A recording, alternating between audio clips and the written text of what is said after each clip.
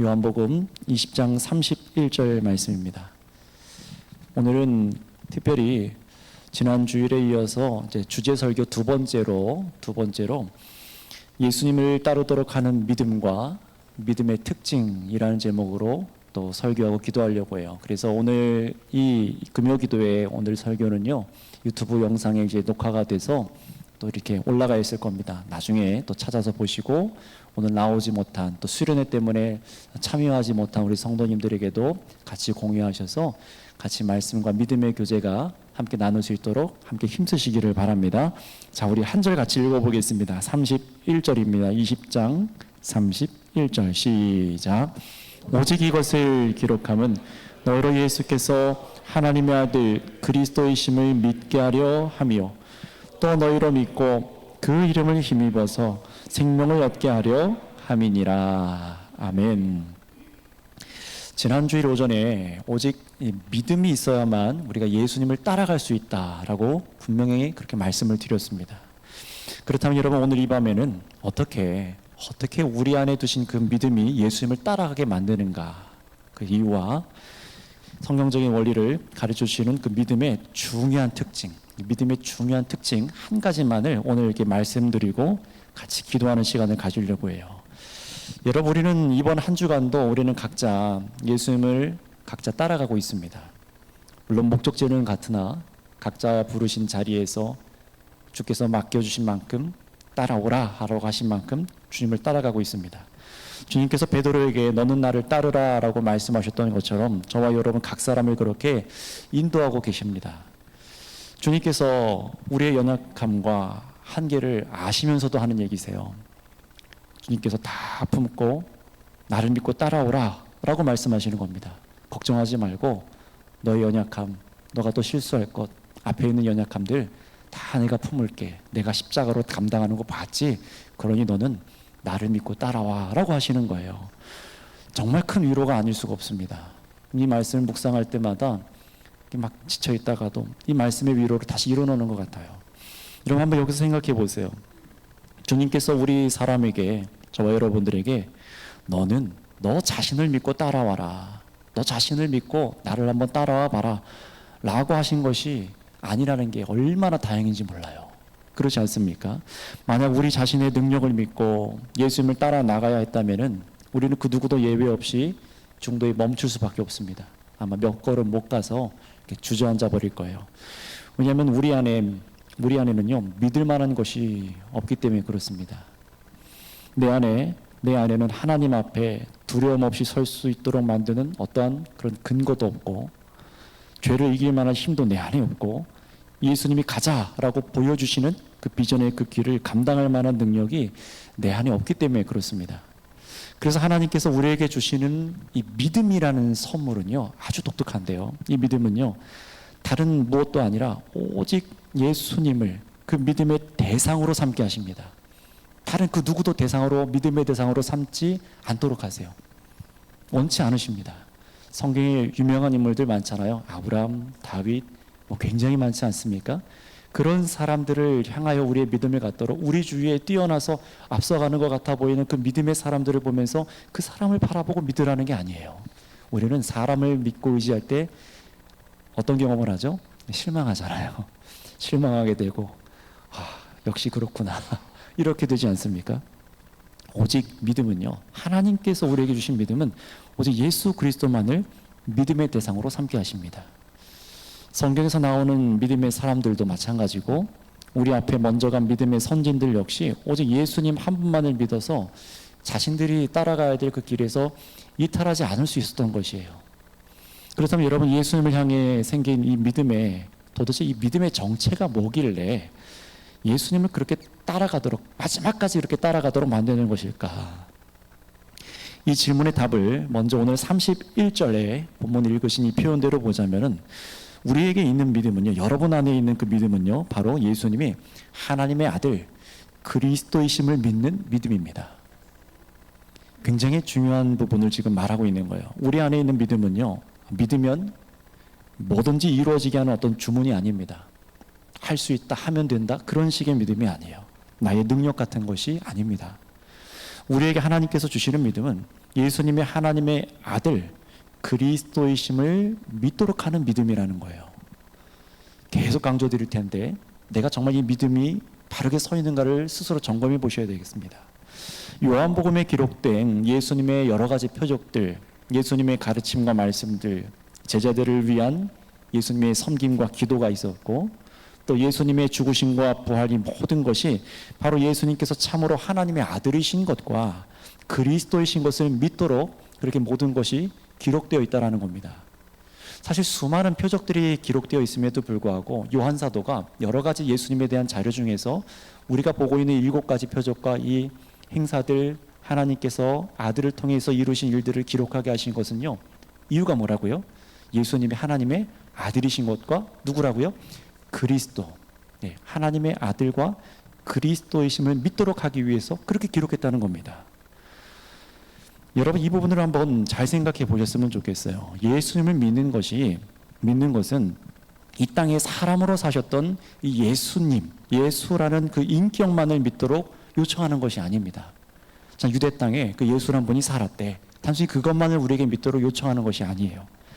지금 이 마지막에, 이 본문 마지막에 예수님이 하나님의 아들이라는 것을 강조하는 이유, 아들이라고 강조하는 이유는요, 이 말씀을 통해 예수님을 알게 되는 사람들 모두가 하나님 아버지를 바라보게 만들고 하나님 아버지를 믿게 만들기 위해서입니다. 그래서 의도적으로 아들이라는 것을 여기서 마지막에 강조하고 있는 거예요. 이것은 어떤 의미냐? 하나님 아버지께서 정말로 반드시 계시다는 것과 보냄받은 아들 예수님은 하나님의 아버지가 누구신지를 그대로 보여줄 수 있는 유일한 분이라는 것입니다. 그것이 바로 아들이잖아요. 영원전부터 이 성부, 성자, 성령의 이 삼위일체이 함께 계셨던 분, 바로 그 성자 하나님만이, 성자 예수님만이 아버지가 누군지를 알고 계세요. 아버지의 일을 함께 하셨고 아버지의 뜻을 이 세상에 이룰 수 있는 분이 그래서 바로 예수님밖에 없습니다. 아들밖에 없는 거예요. 그래서 요한복음 1장 첫 번째 말씀부터 1장 말씀부터 예수님의 정체가 뭐라고 우리에게 가르쳐줬습니까? 태초에 천지를 창조하시던 하나님의 말씀이다 라고 가르쳐 주셨잖아요. 예수님께서 이 세상에 오시고 하셨던 모든 것이 예수님께서 하나님의 아들이시기 때문에 가능한 일이라는 것을 깨닫게 하려는 것이 목적이었던 겁니다. 그런데 중요한 것은 여기서 예수님께서 하나님의 아들 그리스도임을 믿게 하려 한다라는 이것인데요, 우리가 예수님을 하나님의 아들로만 인정하고 믿는 것으로는 안 된다는 것이죠. 하나님의 아들인 것 압니다. 그러나 이어서 뭐라고 말합니까? 하나님의 아들을 믿는다는 것은 반드시 예수님이 그리스도이신 것을 믿는 것과 함께 가야만 합니다. 예수님이 하나님의 아들이신 것 따로, 그리스도이신 것 따로가 아니라 예수님의 존재, 아들이죠. 그리고 예수님의 직분, 그리스도, 이 두 가지는요, 뗄래야 뗄 수가 없는 거예요. 하나님의 아들, 그리고 그리스도, 이 두 가지 이것은요, 뗄 수가 없습니다. 예수님께. 우리의 믿음에서도요. 예수님이 하나님의 아들이신 것은 믿는데 그리스도인지는 잘 모르겠습니다. 반대로 그리스도인 것은 믿는데 아들인 것은 나는 믿어지지가 않아요. 이렇게 믿음이 분리될 수가 없다라는 거예요. 그건 생명을 얻는 믿음이 아닙니다. 구원에 이른 거듭난 믿음이 아닌 거예요. 예수님을 그래서 온전하게 따라갈 수가 없죠. 성경은요, 그래서 지금 이 두 가지 예수님이 하나님의 아들 그리스도인 것을 하나로 묶어서 저와 여러분들에게 그 믿음을 요구하고 있는 겁니다. 믿도록 하고 있는 거예요. 그러니 지금 여러분 지금껏 성경 말씀에 복음의 진리를 쭉 듣고 여러분이 예수님을 믿습니다라고 그렇게 지금 말하고 계시다면은요, 또 그렇게 증거하고 계시다면 그 의미가 어떤 거냐? 예수님께서 하나님의 아들 그리스도로 믿어집니다. 하나님의 아들 그리스도로 믿어집니다. 이 믿음이 이 얘기를 하는 거예요.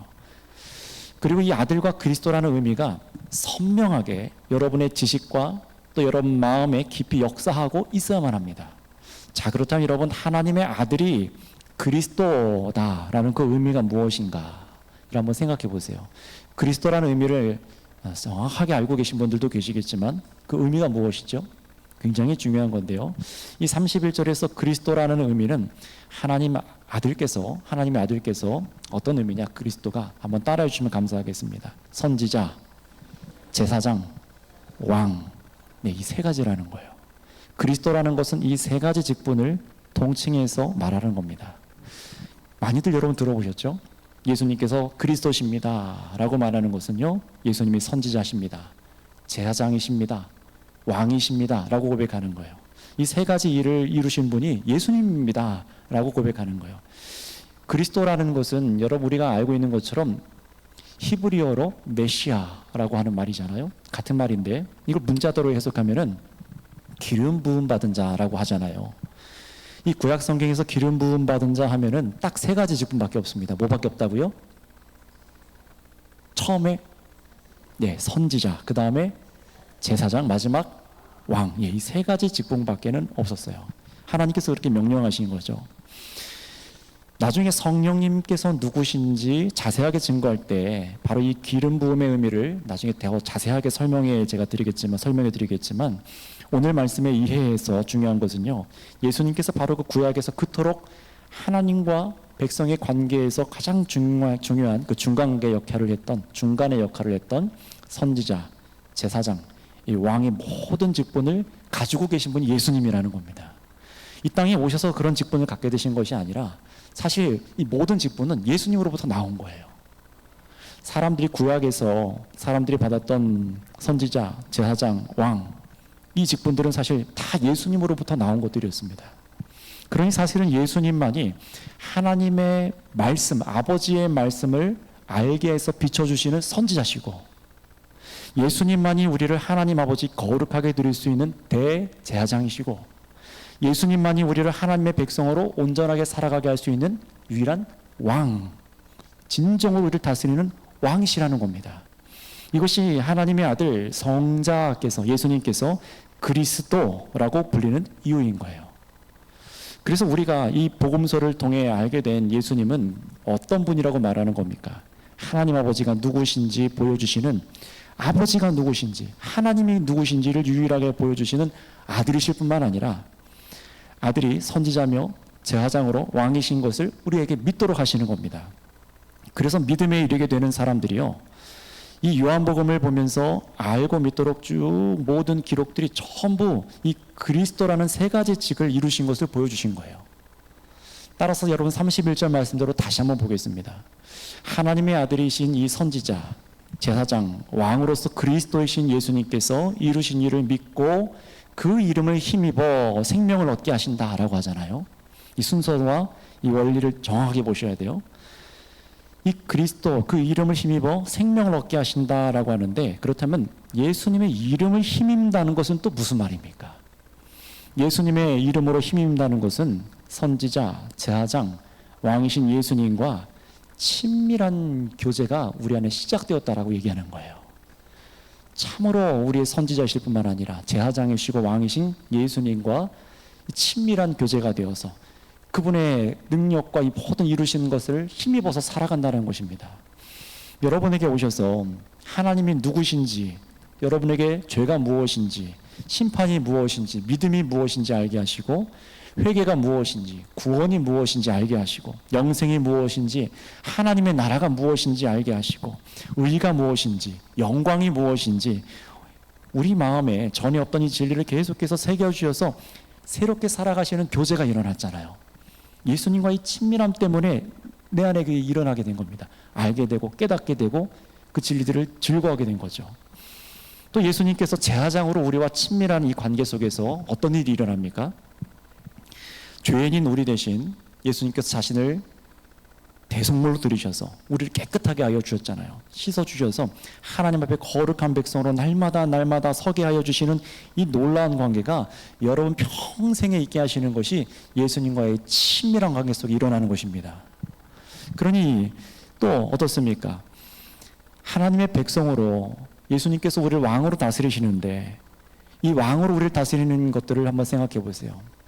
멀리 떨어져 계셔서 우리가 어떻게 살든지 그냥 내버려 두시고, 여러분이 삶 속에서, 직장에서, 회사에서, 가정에서 여러분의 가정의 어떤 이 모습들을 그냥 모르고 그냥 알아서 살겠지 하고 그냥 그렇게 계신 분이 아니라는 거예요. 이 왕은요, 여러분이 마귀로부터, 온갖 죄악에서부터 넘어지지 않도록 보호하고 계십니다. 자기 백성을 보호해 주시는 왕인 거예요. 또 나아가 여러분들이 그 죄와 싸우도록 여러분을 말씀으로 무장시켜 주시고, 평강을 누리는 그런 왕으로서 여러분을 쉴만한 물가로 계속해서 인도해 주시는 분이 바로 예수님이십니다. 그러니 우리가 예수님의 이름을 힘입어 생명을 얻는다는 것은 예수님과의 친밀한 관계 속에서 평생을 사는 것을 의미하는 거예요. 다시 한번 말합니다. 예수님의 이름을 힘입는다는 것이 무엇이라고요? 믿는다는 것은 힘입는다 같은 말인데요. 이것은 예수님께서 이 땅에 오셔서 이루신 모든 공로 속에서 내가 살아갑니다. 바로 이런 의미입니다. 예수님께서 이루셔서 지금도 계속해서 하고 계신 그 일이 바로 이 일이에요. 선지자, 제사장, 왕으로 그리스도가 여러분에게 그리스도가 되어주고 계신 거예요. 2000년 전에 그 일이 끝난 게 아닙니다. 지금도 그 직분으로 계속해서 우리 가운데 친밀한 가운데 일하고 계신 거예요. 여러분이 이것을 의지하고 살아가느냐 그렇지 않느냐 바로 여기서 차이가 나는 거잖아요. 그러니 나는 평생에 바로 이 선지자 그리고 제사장 왕의 직분을 이루신 유일한 이름 예수님을 힘입어 살아가는 존재입니다. 이 관계에서 내가 끊어지면 죽는다는 것을 정말 여러분 그렇게 여기고 살고 계십니까? 내가 예수님으로부터 끊어지면은, 내가 이 그리스도의 관계에서 끊어지면은 이 친밀함을 잃어버리면 죽는다. 돈과 명예와 건강이 아니라, 인간관계가 아니라, 세상 영광이 아니라 그리스도에게서 내가 끊어지면 이 관계에 있지 않으면은 그게 정말 망하는 것이구나. 정말 그렇게 여기고 있냐라는 거예요. 요한복음은 지금까지 계속 그 얘기했잖아요. 표적을 보여주시면서 어떤 게 참 믿음인지 계속해서 가르쳐 주셨잖아요. 정말 예수님만이 나에게 이런 참 생명과 안전한 길로, 나를 지키시는 길로 이 걸어가게 하시는 유일한 구주시다, 그리스도시다 라고 여겨지는 이 믿음, 이것이 예수님의 이름을 힘입는다라는 것입니다.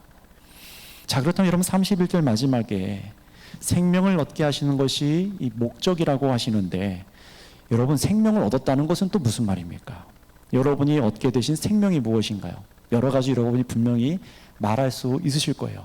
그런데 이것을요, 이 질문의 답을 요한복음에서 굉장히 여러 가지를 표현할 수 있지만 요한복음 1장에서 처음부터 우리에게 얻게 하시려는 것이 무엇인가를 정확하게 우리에게 가르쳐 주고 계세요. 우리 한번 지금 말씀을 좀 넘어가서 요한복음 1장 12절 말씀으로 가보겠습니다. 예수님이 하나님의 아들과 그리스도로 믿어 그 이름을 힘입어서 우리에게 생명을 얻게 하시는데, 도대체 우리에게 주시려는 그 생명이 무엇인가? 요한복음 1장 12절 말씀에서 확인하겠습니다. 시작.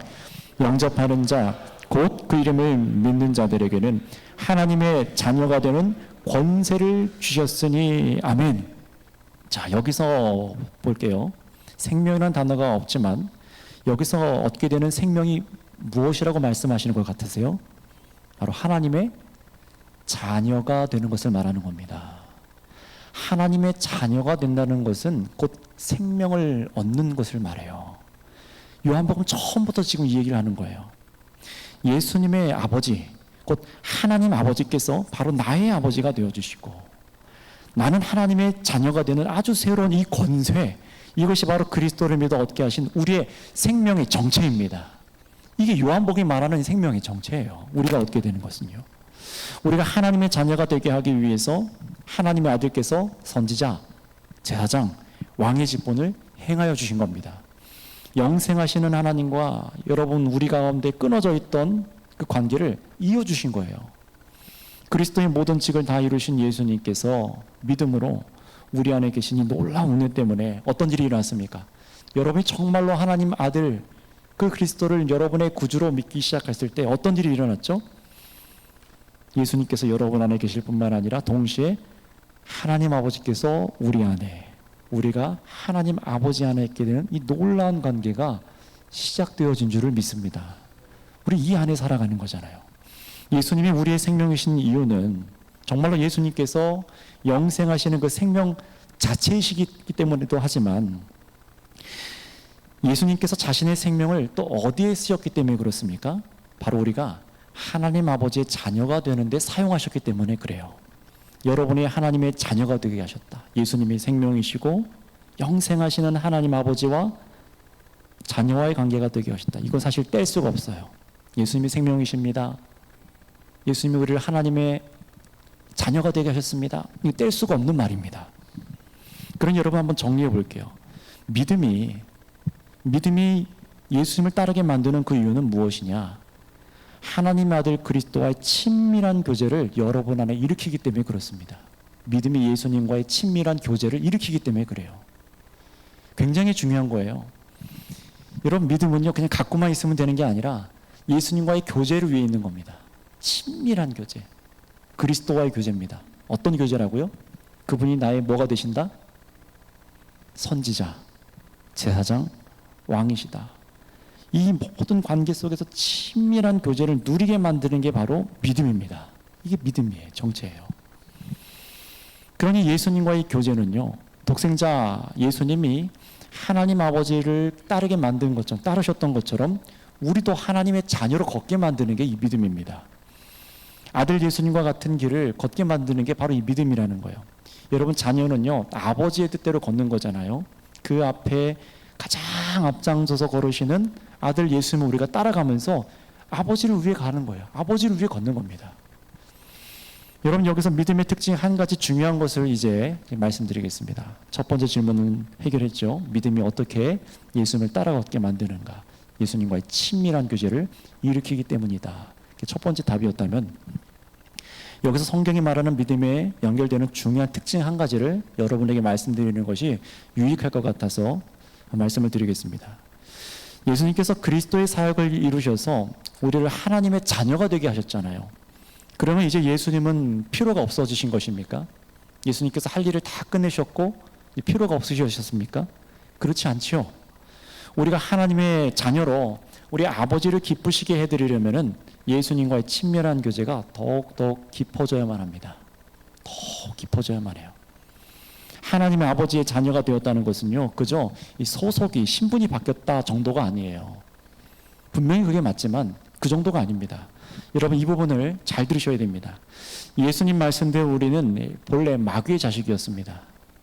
그런데 예수님을 통해 하나님의 자녀가 되었다는 것은 이제 우리가 기뻐하고 즐거워하고 영광을 돌려야 될 대상이 하나님으로 바뀌었다는 거예요.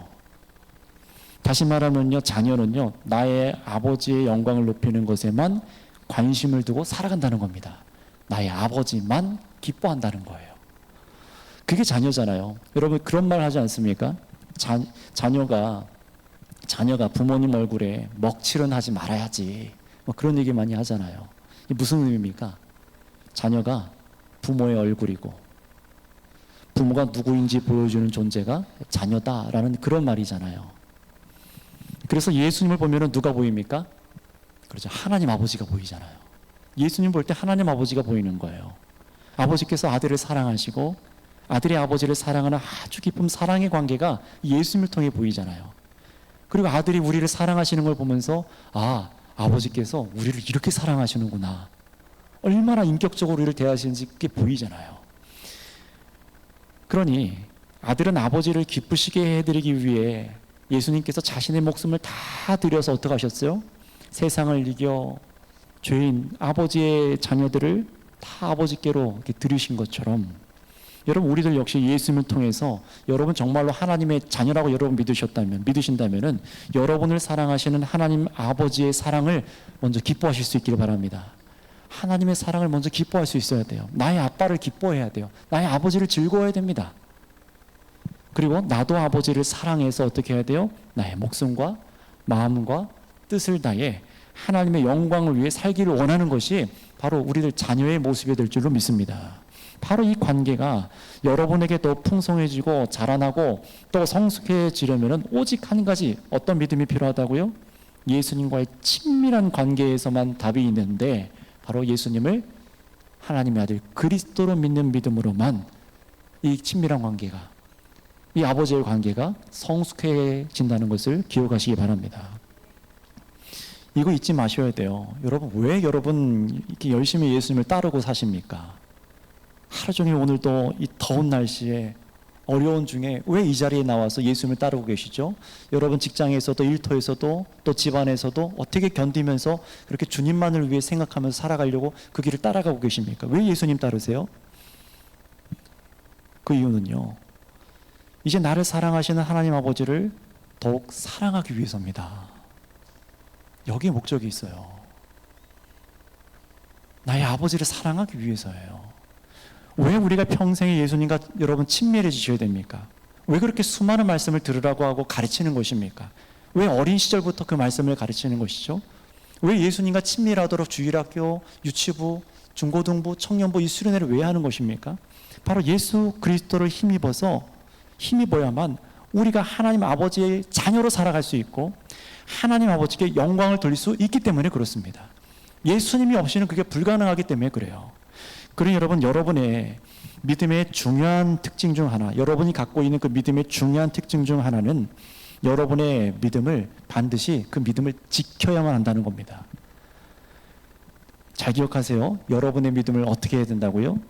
지켜야 된다. 왜 이런 얘기를 하는지 이제 말씀드릴게요. 다시 말하면은 여러분의 믿음은 약해질 수도 있고 강해질 수도 있고 성장할 수도 있고 아주 조그맣게 쪼그라들 수도 있습니다. 성경에 여러 가지 표현들로 그렇게 말하잖아요. 그런데 여러분의 믿음은요, 아버지를 위해서 약하여지지 않도록 여러분의 믿음을 지켜야 된다는 거예요. 여러분이 하나님의 자녀가 돼서 가장 먼저 공격받는 것은 무엇일까요? 여러분의 믿음입니다. 여러분의 믿음이 공격받아요. 여러분의 바로 그 믿음이 상하지 않도록, 오염되지 않도록 여러분의 눈과 귀와 먹고 마시는 모든 것을 여러분이 절제해서 지켜야 될 필요가 있으신 겁니다. 믿음이 흔들리는 사람의 특징은요, 그 믿음을 내가 지키지 않아서요. 아버지가 안 주셔서가 아닙니다. 허락하셨지만 내가 그걸 소홀히 여기고 보화처럼 여기지 않고 정금보다 귀한 믿음이라고 하잖아요. 정말 여러분 그렇게 여기세요? 교회 다니는 거지, 예수님 믿는 거지 하고 여러분 안에 있는 그 믿음을 그렇게 소중하게 여겨보신 적 있으십니까? 이거 안 다치려고, 이거 상하지 않으려고, 더 반짝반짝해서 빛나서 우리 하나님을 보려고 정말로 여러분 안에 있는 그 믿음을 소중하게 여겨보냐라는 거예요. 저도 어떨 때는요, 다른 것을 보고 즐거워하다가 아니면 가정의 일을 하다가 막 때로는 다른 것 보다가 잃어버릴 때가 있어요. 굉장히 중요한 얘기 아니겠습니까? 믿음이 자라 강하여지도록 계속해서 예수님께서 여러분 모든 삶에 그리스도이심을 의지해야만 합니다. 예수님이 선지자로 가르치신 말씀, 나를 아버지께 드리기 위해 자신을 희생하신 제사장적인 예수님의 그 삶, 참 사랑의 왕을 따라 사는 그 왕같이 다스리는 그 모습, 사실 그 모습들이 내 안에 있어야 되는데 그 모습들은요, 오직 예수님을 통해서만 우리가 얻을 수가 있어요. 이것은 예수님과의 친밀한 교제로만 얻어지는 것들입니다. 여러분의 믿음이 자라나고 성장하고 지켜지는 것은요, 예수님과의 친밀한 교제에서만 이게 지켜지고 성장하고 자라나요. 그러니 여러분, 우리의 믿음은요, 예수님과의 적극적인 교제로 양분을 얻어서 자라가야만 합니다. 거기서만 자라게 돼 있거든요. 저절로 자라지 않아요. 죄의 공격에 상하지 않도록 지켜야만 합니다.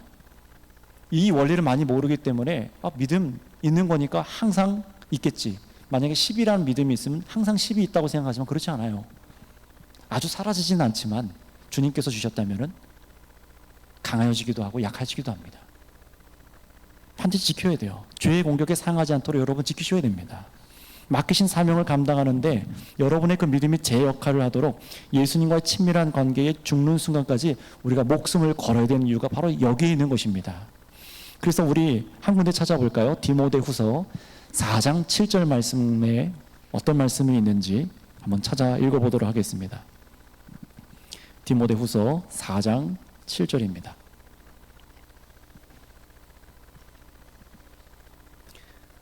함께 디모데후서 4장 7절 말씀 같이 읽어보겠습니다. 시작. 나는 선한 싸움을 싸우고 나의 달려갈 길을 마치고 무엇을 지켰다고 합니까? 예, 바울 사도의 고백이잖아요. 나는 믿음을 지켰대요. 사랑을 지켰다? 아닙니다. 교회를 지켰다라고 말하지 않아요. 다른 게 아닙니다. 가정을 지켰다라고 말하지 않습니다. 네, 사명을 지켰다라고 말하지 않습니다. 믿음을 지켰다라고 말합니다. 여러분, 우리의 싸움은요, 내 고집을 세워서 사람과 싸우는 싸움이 아닙니다. 하나님의 아들 그리스도를 믿는 믿음을 지키는 싸움이에요. 지켜야 된다니까요. 왜 우리가 흔들리고 열정이 식어지고 막 뜨거움이 사라지고 왜 그렇습니까? 이 믿음을 지키는 싸움에서 우리가 한 발 물러서 있기 때문에 그런 것은 아니겠습니까? 그리스도께서 나를 회개로 이끌어 말씀의 순종으로 나아가게 하시는 싸움을 싸우시기 바랍니다. 모든 죄책에서 건져서 자유하게 하실 뿐만 아니라 다른 사람도 이런 죄사함 받는 은혜로 나아갈 수 있도록 인도하시는 그 싸움을 하시기 바랍니다. 내 범사의 죄가 아니라 하나님의 의로 다스리심이 일어나도록 하는 그 싸움을 하시기 바랍니다. 바로 이 싸움으로 여러분이 믿음을 지키는 싸움을 이 바울 사도가 앞서가면서 보여준 거예요. 이렇게 싸우는 거라고. 여러분, 그래서 요한계시록에서도요, 이 믿음에 대해서 굉장히 중요한 말씀 우리에게 가르쳐 주시는데요. 한번 마지막으로 찾아보겠습니다. 요한계시록 14장 12절입니다. 이 맥락을 놓치지 마세요. 믿음을 지키는 것에 대해서 지금 말하고 있습니다. 요한계시록 14장 12절 말씀. 요한계시록 14장 12절 말씀입니다. 네, 다 찾으셨으면 우리 14장 12절 같이 읽어볼까요? 시작. 성도들의 인내가 여기 있나니 그들은 하나님의 계명과 예수에 대한 믿음을 지키는 자니라. 아멘. 이 계시록 강의를 들으신 분들은 아실 거예요. 이 12장에서 믿음을 지키는 게 무슨 의미입니까? 믿음을 지키는 게 무슨 의미죠? 예수님은 하나님의 아들이지, 그래 날 위해 죽으신 것을 믿으니 나는 천국 가는 걸 믿어 라는 그 믿음을 지키는 게 아니에요. 그게 아닙니다. 여기서 12장에서 믿음을 지켰다는 것은요, 이 세상에 여러분이 살아가고 있는, 우리 살아가고 있는 이 세상에 엄청난 유혹에도 성도가 우상 숭배를 거절한 것, 이 성도들의 인내를 말하는 것이 믿음을 지켰다라고 하는 것입니다. 그래서 여러분, 이 요한계시록에서 이 바벨론이라는 그 의미가 무엇인지 여러 차례 제가 가르쳐 드렸잖아요. 돈의 유혹, 경제적인 제재, 거기서 타협하지 않는 인내. 그래서 예수님만을 쫓아서 하나님의 계명에서 벗어나지 않는 삶을 완수해내는 그 인내가 바로 믿음을 지키는 것입니다. 근데 이것이 굉장히 교묘하죠. 여러분의 삶 속에서 타협하게 만들고 주님을 따라가는 것보다 돈과 세상에 먹고 사는 것을 더 소중하게 만드는 수많은 체제들이 있잖아요. 어쩔 수 없이 우리가 그 길 갈 수밖에 없고 눈물 흘리면서 그 길을 가는 성도들도 있잖아요. 어떡하지? 이 길밖에 보이지 않는데. 그런데 어느 순간 주님께서는 요구하시는 거예요. 정말 거기서 싸워 이기는 자에게 내가 의의 면류관을 예비해 놓고 내가 흰옷을 내가 너에게 주겠다. 그 요한계시록의 약속이시잖아요. 부자인 교회, 잘 사는 교회에게는 그런 칭찬 하나도 없지만, 가난하고 연약했지만 이 약속을 지킨 자들에게는 어떻게 했습니까? 내가 너의 생명의 면류관을 너에게 주겠다 라고 약속하시잖아요. 따라서 여러분, 저는요, 이런 말씀 앞에서 저도 마찬가지고 여러분도 마찬가지고 이게 쉬운 얘기가 아니라는 것을 우리가 생각해 봤으면 좋겠어요. 말씀에 있어서 굉장히 쉽게 얘기하고 있지만 현실이 그렇지 않잖아요. 내 걸 포기해야 되고 내려놔야 되고 금전적으로 손해도 보기도 해야 되고 사람과의 관계에서 어려움도 겪기도 하고 앞으로 일자리, 자녀의 미래, 수많은 것들의 제약이 분명히 있습니다. 근데 바로 그 자리에서 말하는 거예요. 내가 하루 더 일하고 주일날 몇 시간 더 일하고 그래서 예배를 등한시하고 여러 가지 것들이 분명히 있습니다. 근데 그것이 하나, 둘, 타협을 이루는 순간 믿음을 지키지 못하는 거예요. 믿기는 믿어도 겨우겨우 그 가지에 겨우겨우 붙어 있어요. 열매를 맺을 수 있을까요? 맺기는 맺지만 그 열매가 건강하지 않아요.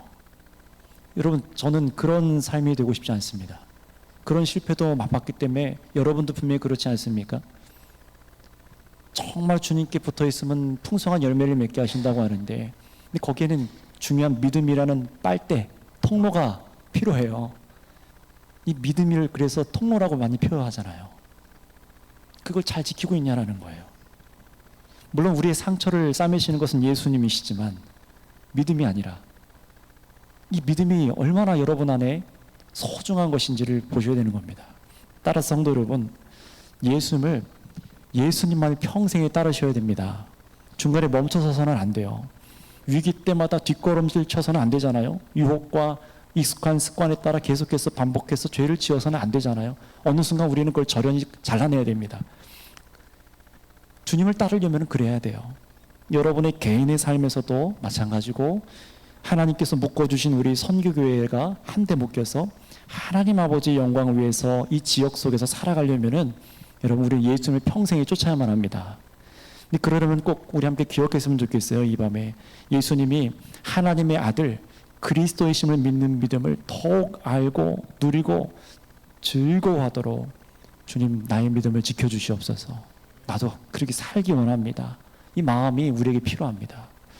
여러분의 믿음이 흔들리지 않도록 건강하게 자라가도록 해야 될 이유가 생기신 겁니다. 왜 자꾸 내가 예수님과의 교제해야 될까? 이 믿음을 위해서 왜 노력해야 될까? 왜요? 우리를 사랑하신 하나님 아버지를 즐거워하고 기뻐하고 아버지 영광을 위해서 살아가기 위해서입니다. 그 일을 위해서 예수 그리스도를 믿는 믿음, 아버지의 아들 그리스도를 믿는 믿음이 계속해서 장성할 수 있도록 거기서부터 양분을 먹을 수 있도록 여러분 힘쓰시기를 바랍니다. 그래서 우리가 쭉 이 요한복음 말씀을 통해서 하나님께서 허락하여 주신 이 듣고 믿어진 이 믿음, 여러분에게 생겨나게 하신 우리에게 주신 이 믿음이 견고한 예수 그리스도의 반석에서 흔들리지 않고 자라가기를 축복합니다. 함께 우리